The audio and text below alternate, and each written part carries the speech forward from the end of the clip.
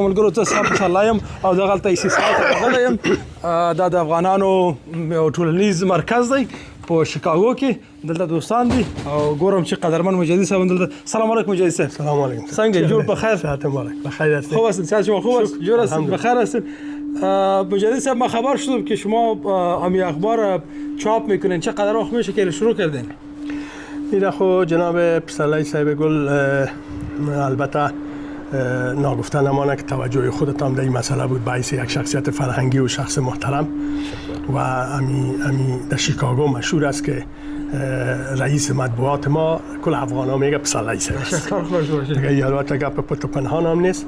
یک اخبار بعد از همین که مسائل مزید کوشش کردیم که یک چیز شوه و متاسفانه نشد و نتانستیم پیش برده، باز گفتیم بیا یک کار خیری بکنیم که به طبقه جوان یک کار فرهنگی را برا بندازیم. بازم یک اخبار به نام افغانستان شروع کردیم کارش و اینجا نقشه افغانستان از با بیرق سه رنگ، اینجا دستای ازبک و هزاره و پشتون و تاجک است که با هم اتحاد و اتفاق نشان میده.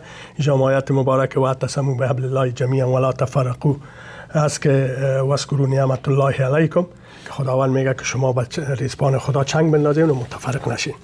دیگه این اخبار ما موضوعات دیگر را در اینجا نشر کردیم. در این اخبار ما یک در صفحه اول یک سرمقاله داریم، در صفحه دوم یک موضوع داریم به نام چراغ هدایت که در این موضوعات اسلامی برای خانواده ها و جوانان است که همین اسرار و مزار شراب و قمار و زنا و این مسائل از دیدگاه شریعت اسلام تشریح میکنیم. ما همین سرمقاله که دیدم کم خوشایند از بیشتر این چی نشته کردن مجلس؟ این سرمقاله همی دمی چند وقت پیش همی زهران ممدانی باعث شاروال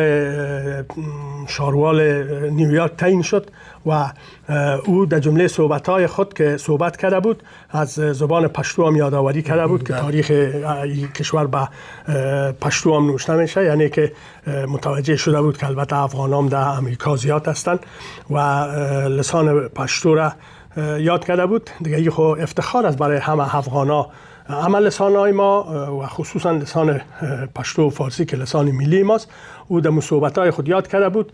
باز ما این سرمقاله را نوشته کردیم چه قسم نوشته کردین؟ شروع چه قسم است؟ پشتو ژبه په هندوکش کې لغرونه د نیویارک د واکمنی تر تالارونو پورې. بسیار خوب. و ایرا اول به فارسی نوشته کرده بودم که در او نوشته کرده بودم که